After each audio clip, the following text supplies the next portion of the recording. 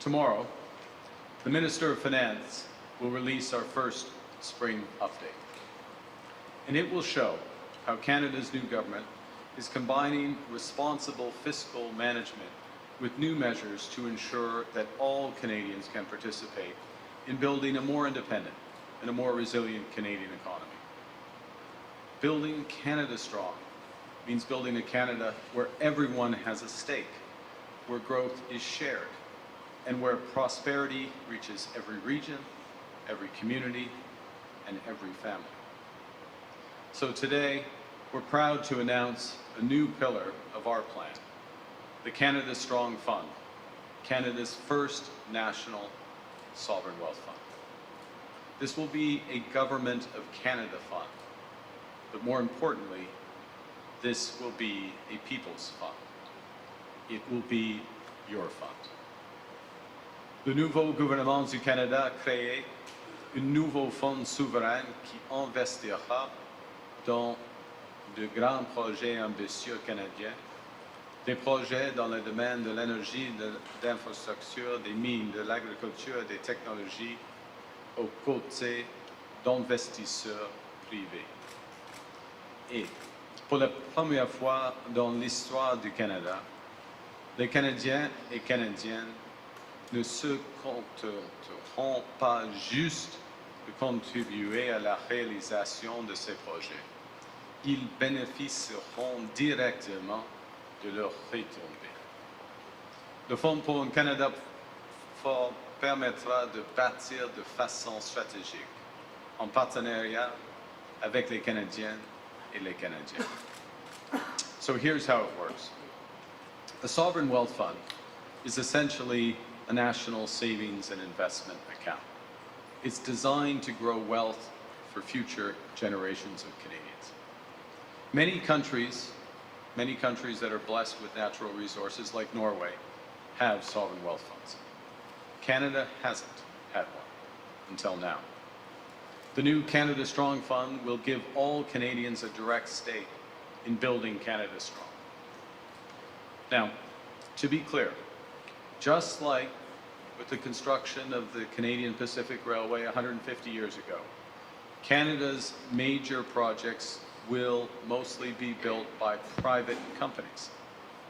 And just as in the 1870s, the federal government will support these projects through loans, grants, and other incentives.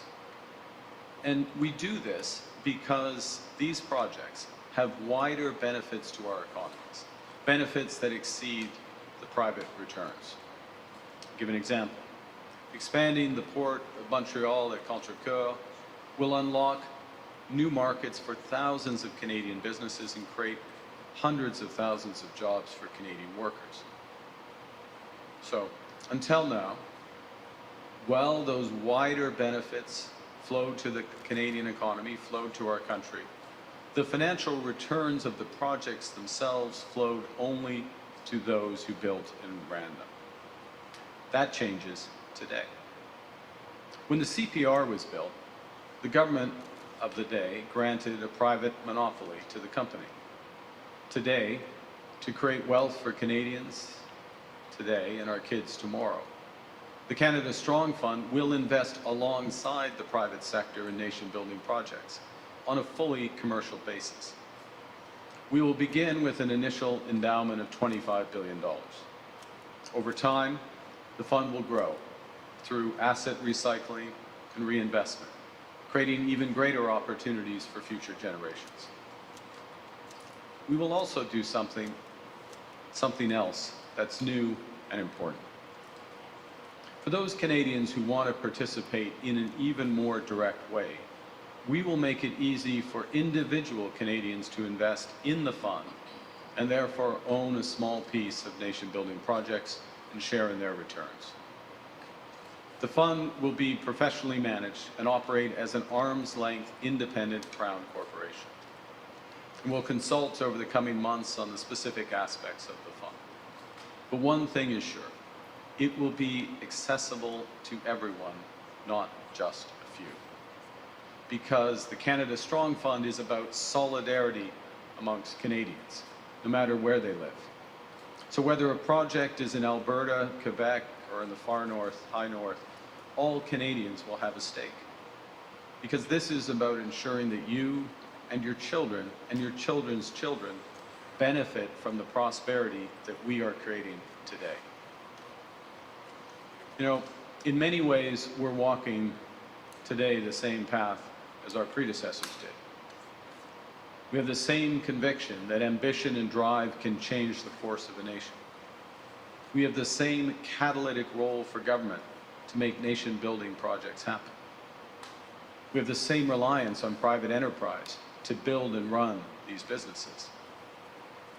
But at the same time, we've also learned from our past. The Canadian Pacific Railway transformed Canada, but it did so in a way that also left deep scars. Indigenous peoples were displaced from their lands. Thousands of workers toiled in appalling conditions. And the wealth that was created accrued to the few, not the many. Three things are different this time. This time we are building with Indigenous peoples as full partners, ensuring meaningful Indigenous ownership and major economic benefits. This time we are building in solidarity with Canadian workers, creating hundreds of thousands of high-paying union jobs. And this time, for the first time in our history, every Canadian will hold a direct stake in what's built. Because we know that nation building is not just about what we build, it's also about how we build. We are building together, with all Canadians, for all Canadians. Nous bâtissons une économie plus forte, plus autonome et plus résiliente pour tous. Un avenir qui n'est pas seulement solide, mais aussi prometteur. Un Canada qui n'est pas seulement prospère, mais juste. Un Canada qui n'est pas réservé à quelques-uns, mais qui est pour tous en tout temps. Jean Lesage, le père du Québec moderne, a dit « Notre situation historique et géographique nous a forcés de devenir ce que nous sommes. Nous voulons désormais être ce que nous pouvons devenir. » C'est cette même philosophie qui nous inspire aujourd'hui pour créer le Fonds Canada Fort. Par l'entremise de ce fonds, chacun des Canadiens et Canadiennes aura sa part des bénéfices découlant de ces grands projets. Ce sont nos ressources naturelles, notre main-d'œuvre et notre richesse. Voilà la meilleure façon d'être maître chez nous, pour bâtir un Canada fort pour tous. Un Canada où tout le monde y trouve son compte, où tout le monde peut participer. It's our country. It's your future. We're building by Canadians, for all Canadians. We are building Canada strong for all. Thank you very much. Merci beaucoup, and I look forward to your questions.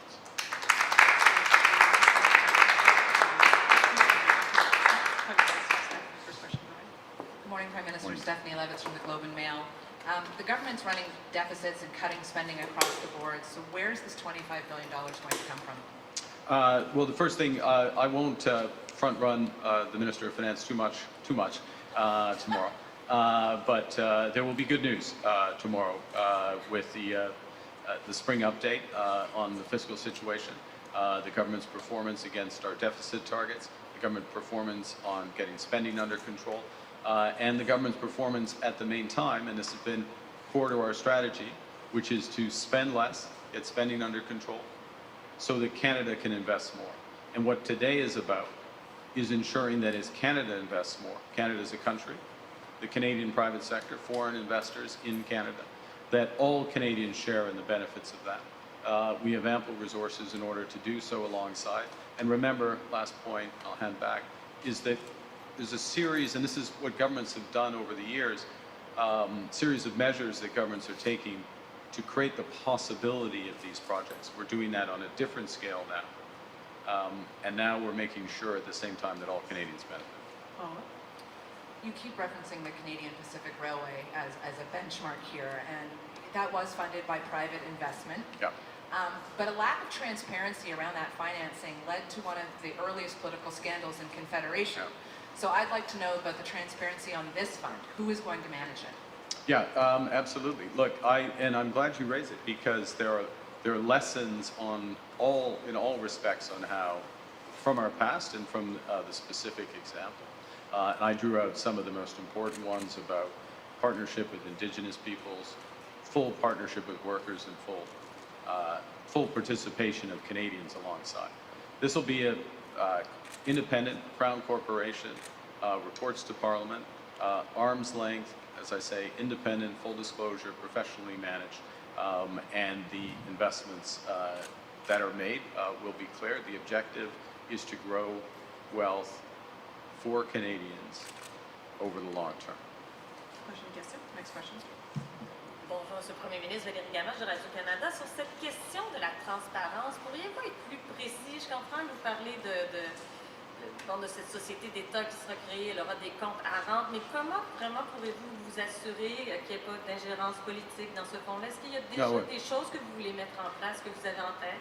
Well, ce qui est fondamental est d'avoir des objectifs clairs pour le fonds.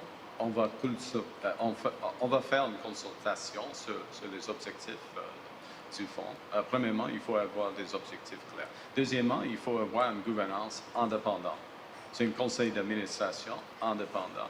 Et il faut avoir la transparence avec tous les investissements de fonds doivent être dévoilés en temps réel et dans une manière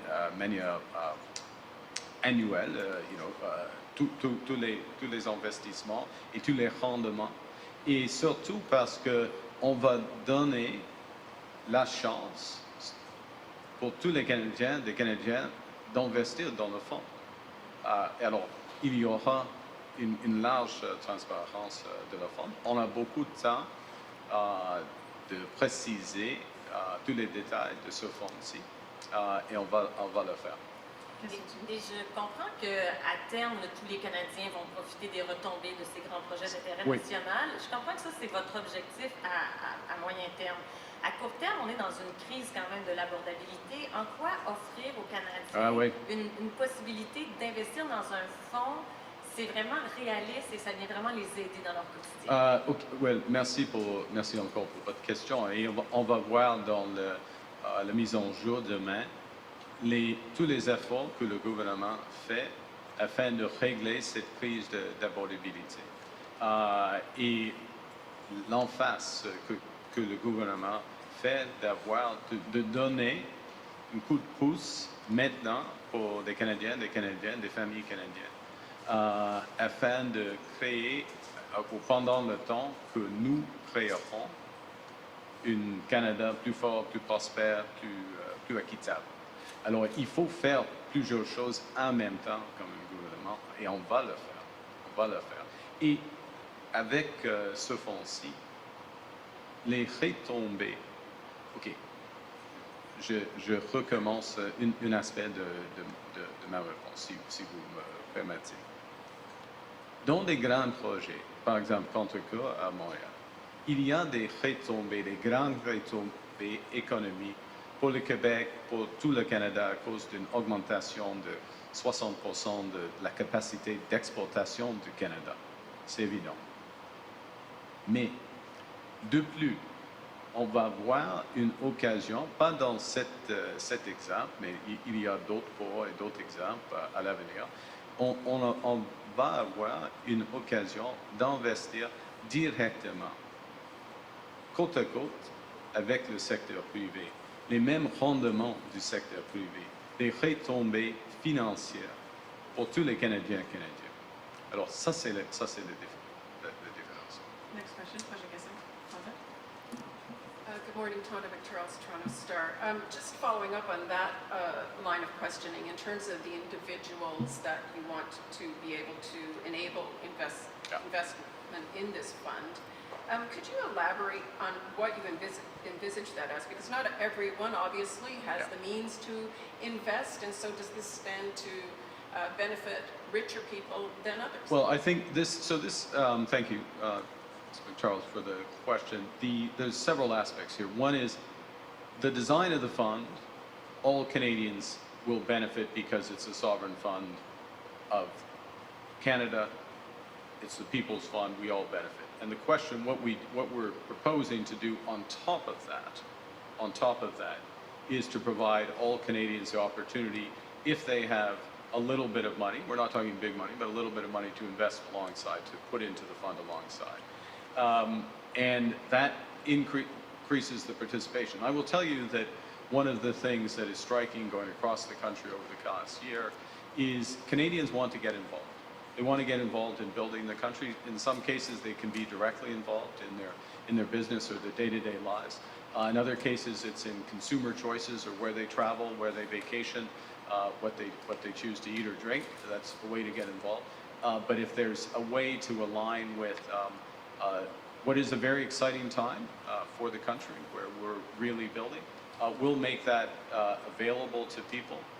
It is not something for, I'm going to use the term from your question, rich people. It's something for Canadians, for all Canadians, everyday Canadians, and on that scale to provide it. And we'll provide it in a way, again, we'll consult and we'll go through the details, so I don't want to overly finalize it, but we intend to provide it in a way where the investment itself, the actual amount of money, is protected. It's something consistent to buying a government bond, but has the upside, the additional return when these projects realize their potential. And you said the goal of it is to grow wealth. And so I'm wondering to what extent, though, you have already coordinated or consulted with the provinces that really have control over. There is a lot of the oil and gas, for example, generating sectors, and Alberta, Saskatchewan, and Newfoundland. How can you persuade them it's not ultimately a resource wealth grab? Well, it's not. There's a series, sometimes, if I may, the discussion of how we're building the country, how Canadians are building the country, gets reduced to one sector or one type of infrastructure in one sector. There is a very broad range of things that Canadians are doing to grow Canada strong. That involves entirely new ports in the Arctic. It involves a host of critical minerals. It involves data infrastructure and other infrastructure that will be necessary. It involves a series of investments above and beyond the TG, the high-speed rail and others. Where there is at the heart of all of these projects, including in resources, provincial jurisdiction, including resources, where the federal government is catalyzing, helping to make the project happen through a tax incentive, through some other support, regulatory or other support. And at the core, there is a commercial business, a commercial project that is making a profit. It is fair, right, just, smart for Canadians to have a share directly of those profits. And that's what the fund is going to make possible. And this is a great thing for Canadians today and very much tomorrow, because it's going to spread the benefit over time. Next question. Hi, Prime Minister. Jillian Piper with Global News. Is asking Canadians to invest in these projects an admission that we don't have a good enough business climate for the private sector to step up and finance major projects? Absolutely not. It's the exact opposite. We have a great climate. We have a great business climate, and it's getting better every day. Where this government's committed to make sure that it continues to improve for business investment. You only have to look, and again, I won't front run my finance minister, but I would suggest a careful study during that 5-hour lockup tomorrow, if you're going to attend, of the update. Will detail just the scale to which foreign direct investment has increased in Canada, how it's outpacing all other major economies right now. We intend to that continue. And so the question is, the capital is there, the interest is there. Yes, certain things have to be done for each project to get them moved forward. And the question we asked ourselves, as the Government of Canada, is as all that capital comes in from abroad or is invested from domestically, why shouldn't Canadians invest alongside, not with preferential treatment, not with different things, but alongside the private sector and get the same reserves, so that Canadians themselves, but our kids and our grandkids benefit from this transformation of the economy. That's what we're doing. So capital, foreign investment, we can always get better. This is not the issue we have. Making sure that this transformation benefits as many Canadians, all Canadians, that's what we're focused on, and that's what this is going to help to do. Oh, thank you. And will this fund only be able to invest in projects that your government has deemed are in the national interest? We'll consult. I don't think that it will be that restricted, but it will be a focus on investing in Canada. Next question. Investing in Canada, so it doesn't have to be, your question, I'm going to interpret it even more specifically, which is under the Build Canada Act. There are certain requirements for projects of national interest, a designation and others, so it wouldn't be restricted to that in my judgment. We'll consult on the specifics of that. So it's a broader range than would be just specifically C5 to be specific national interest projects. Next question. Kate. Good morning, Prime Minister. Kate McKenna, CBC News. Just to follow up on my colleague's question, it sounds like this fund will be for Canadian investments. I believe that puts Yep. it at odds with other similar funds around the world. Could you explain why you made that decision? Well, there's a couple of things. One is partly we're taking lessons from our history, which is that a lot of wealth has been created in these transformative projects, including catalyzed and supported by government action. That's appropriate because of the broader economic benefits, but also it creates an opportunity to invest alongside for Canadians and spread that wealth over time. That's the first thing. Secondly, we take a lesson from other jurisdictions that had the foresight many decades ago to start sovereign wealth funds and benefit from their broader resources. The third thing is, and in some cases, they began with a domestic focus, then outgrew the scale of the domestic focus. You can think of Temasek in Singapore would be an example of that. We are, you hear this and you're going to continue to hear this, and this is one of the demonstrations of it. We're focused on generational investments, on a scale not seen for generations. A huge range of that. It creates a tremendous opportunity for the country, and this is one way, many others, but it's one way that we can ensure that all Canadians benefit from what's happening, including today, but very much tomorrow in terms of the next generations to come, younger Canadians. This, in many respects, is a fund in terms of the ultimate impact will be felt by younger Canadians and their kids. Could you elaborate a little bit about why the deficit is said to be less than it was projected? Because we're good fiscal managers. We're focused on, and that's not like the Minister of Finance, myself, the government, the cabinet, we focus on the numbers. And we were determined to get spending down with a lot of very difficult, my colleagues have participated in some of these decisions, difficult decisions. You can't do everything at the same time. The Minister of National Defence is here, and we have a need to build up and to secure Canada, so we're making decisions in order to create room for that. We're making decisions, the question earlier about affordability, you will see that the decisions we make, a very large number of them, proportion of them, are to address the affordability challenges that Canadians are facing today. But in order for the numbers to be better, you have to be on top of them, and we're on top of them. Next question. Sarah Ritchie with the Canadian Press. Can you help us understand how this is going to be, in its goals, different from the Canada Infrastructure Bank that was launched under the previous government, and why you need an entirely new agency to do what you're doing? Yeah, well, thank you for the question, because it's a crucial one. So the Canadian Infrastructure Bank, I'll start, there's multiple levels of this, but the Canadian Infrastructure Bank provides debt. It lends, and in lending, it helps make projects possible.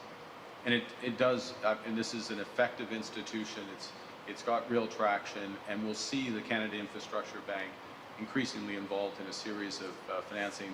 I'm leaning a bit on Contrecoeur, but I'll use another, they lent $1 billion something into Contrecoeur. There's lots of other examples of that. So, but that's debt. And when you invest, when you lend money, you hope to get it paid back, and then you move on.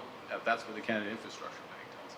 You don't get the returns that the underlying business or project gets, the equity returns, the returns to the owner, which are substantially, if it's well run, substantially higher than the returns for debt.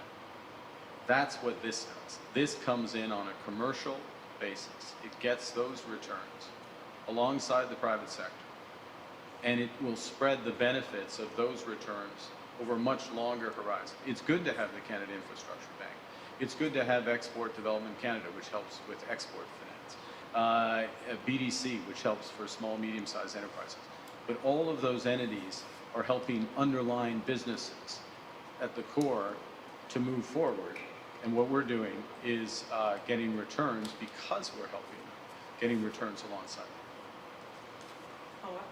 Between this initiative you're announcing today, the Infrastructure Bank, the Major Projects Office, is your government getting too involved in picking winners and losers in the economy? No, is the short answer, because what you're still driving on all of these cases is private proponents who are making the decisions whether or not to move. And the scale of investment, even if it's a small amount, there's the discipline of the private sector. But the scale of investment is tens, hundreds of billions of dollars that is only going to happen if the project, the underlying project itself makes sense. And it's when it gets to that point that the people of Canada deserve a share alongside. Next question. We're just about out of time, so this will be the last question. Sorry. Hi, Prime Minister Graham Richardson, CTV.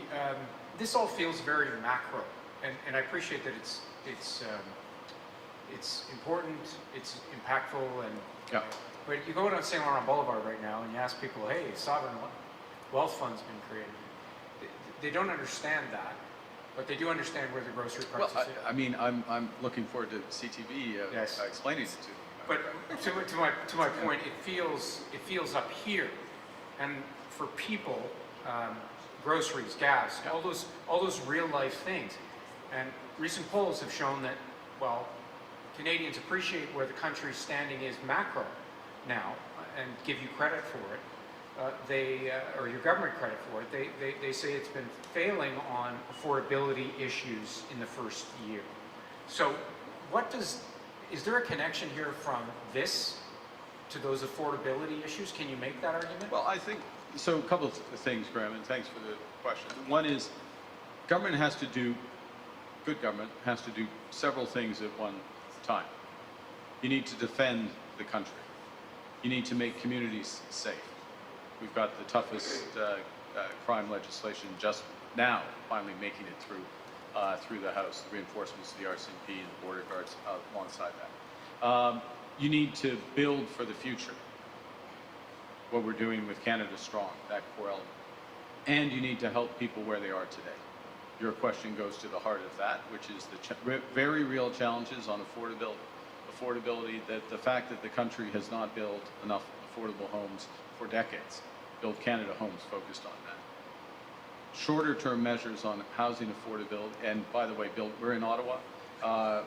We were together on Thursday, I guess, Thursday or Friday, announcing 1,100 new rental properties, Build Canada Homes, catalyzing alongside 2,000 from the city of Ottawa. Big shift for an agency that was only set up 6 months ago. Now, do I expect everyone on St. Laurent Boulevard to know about Build Canada Homes? No. They're busy people. They don't have to know about that. But they will notice the new homes in Sandy Hill, the new homes in Nepean, the new homes across Ottawa that are starting construction this summer and will be on that market. As well, they will, if they're in a position, and not everyone is, and I'll come to other elements of affordability, they will notice that we in the province of Ontario combined have removed GST and HST on new home purchases and cut development charges in half, which mean up to $200,000 off the cost of a home in Ottawa. In Ottawa. Okay? That's real affordability. They will notice on June 5th, 12 million Canadians, 3.5 million plus in Ontario, will notice more than that actually. I'll check that number and get back to you. They will notice on June 5th when they get a check for more than $500 for the groceries and essential benefit. They may not notice, but they are getting in their account the benefits of the middle class tax cut that 22 million Canadian taxpayers benefit from, which was the first thing this government did. They will notice, and they did notice, the day after we cut the federal fuel excise tax, that the price at the pump here in Ottawa went down 12 cents. So all of these things, and they may not notice or associate with them, but they certainly would notice if they benefit from childcare, the Canada Child Benefit, the dental care program, pharmacare. All of these programs that this government is absolutely dedicated to has either enhanced national school food program, $800+ for families. All of these programs that we put in place or reinforced, and it's the reason we burn the midnight oil on the numbers for spending, is to ensure that we continue to deliver those, and we're dedicated. So yes, Graham, the day-to-day is hard. Government has to do, and this government is doing more than one thing at one time. Getting up in the morning, thinking about affordability. How do we preserve the benefits Canadians have? How can we enhance them? How can we give that boost today and a bridge to a better tomorrow? But at the same time, we have to be thinking about how to build a better tomorrow. And in building a better tomorrow, building Canada strong, how do we ensure that all Canadians benefit? Today's announcement, Canada Strong Fund, is part of ensuring that all Canadians, it's another mechanism by which all Canadians, not just some, because, lesson of the CPR, you go across this country, there's a lot of things named after Strathcona, right? Edmonton, Old Strathcona District, all that stuff. These CP hotels, these palaces they built, it was pretty nice. I'm not sure there was the benefits of the profits of the CPR were broadly shared amongst Canadians. We're going to change that with nation building projects now. Last follow-up. Follow-up, you said you're good fiscal managers, but inflation and energy prices have helped the books too, have they not? Well, inflation, I'd remind that inflation in this country is, for the entire life of this government, it has been in the Bank of Canada's target range. Okay, so there's not been a inflation, a shift in overall inflation. I understand grocery prices, fuel prices, that's why we've taken targeted action. Have those things helped the books, I guess, is my question. I'm pushing inflation out of your pretext, because that's not factually correct. Sorry, if you can ask a factual question, you get a factual answer.